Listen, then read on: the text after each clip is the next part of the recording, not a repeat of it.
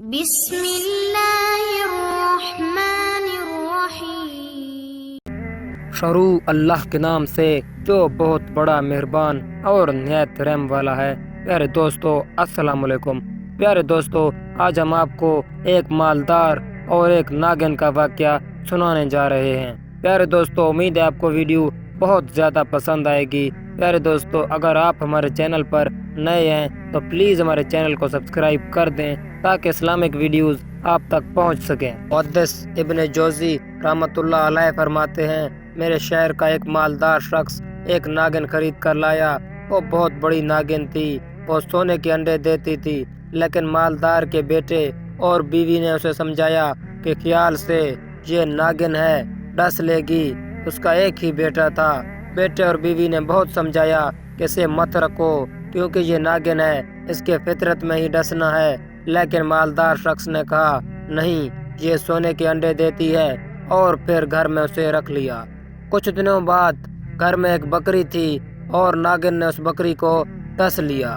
بکری بیچاری تڑپ تڑپ کر مر گئی۔ بیوی اور بیٹے نے پھر جا کر مالدار شخص کو سمجھایا کہ اسے مت رکھو، یہ ناگن ہے۔ مالدار شخص نے کہا کہ تم لوگ پاگل ہو کیا؟ بکری کتنی کی ہے؟ صرف 20 دینار کی، اور سونے کا انڈا تو 50,000 دینار کا ہے۔ تو پھر ایک دن اس نے یعنی ناگن نے گھر کے گھوڑے کو کاٹ لیا، اور گھوڑا بیچارہ بھی زہر کی شدت سے تڑپ تڑپ کر مر گیا۔ بیوی اور بیٹے نے پھر آ کر اسے سمجھایا کہ اسے چھوڑ دو، یہ ناگن ہے، کہیں بہت بڑا نقصان نہ کر دے۔ تو مالدار شخص نے کہا نہیں، گھوڑا کتنے کا آتا ہے؟ صرف 50 دینار کا، اور سونے کا انڈا تو 50,000 دینار کا ہے، نیا گھوڑا لے لیں گے۔ اور پھر ایک دن گھر کا نوکر گھر میں کام کر رہا تھا، اس نے جیسے ہی جھاڑیوں میں ہاتھ لگایا، ناگن نے ڈس لیا، اور وہ غریب چلانے اور چیخنے لگا۔ پیارے دوستو، آپ لوگ جانتے ہیں آج کل غریبوں کی تکلیفوں کو کوئی تکلیف نہیں سمجھتا، غریبوں کو تو کوئی انسان ہی نہیں سمجھتا۔ اس بیچارے غریب کا جسم زہر سے بھر گیا، اور اس بیچارے کا وہیں پر موت ہو گیا۔ بیوی اور بیٹے نے پھر آ کر سمجھایا کہ اب تو خیال کرو، اب تو رحم کرو کہ اس ناگن نے نوکر کو بھی کاٹ لیا اور اس بیچارے کی جان چلی گئی۔ لیکن مالدار شخص نے کہا نہیں، یہ سونے کے انڈے دیتی ہے، ہم نیا نوکر رکھ لیں گے۔ بیوی اور بیٹے نے بہت سمجھایا، لیکن وہ شخص نہیں مانا، اور پھر کچھ دنوں بعد بات پرانی ہو گئی۔ بیوی اپنے کام ختم کر کے کمرے میں آ گئی تو چیخنے لگی، چلانے لگی۔ اس نے کہا دیکھو، ناگن نے میرے بیٹے کو بھی ڈس لیا، اور پھر بیٹے کو طبیب کے پاس لے جا رہے تھے، لیکن وہ راستے میں ہی مر گیا، اس نے دم توڑ دیا۔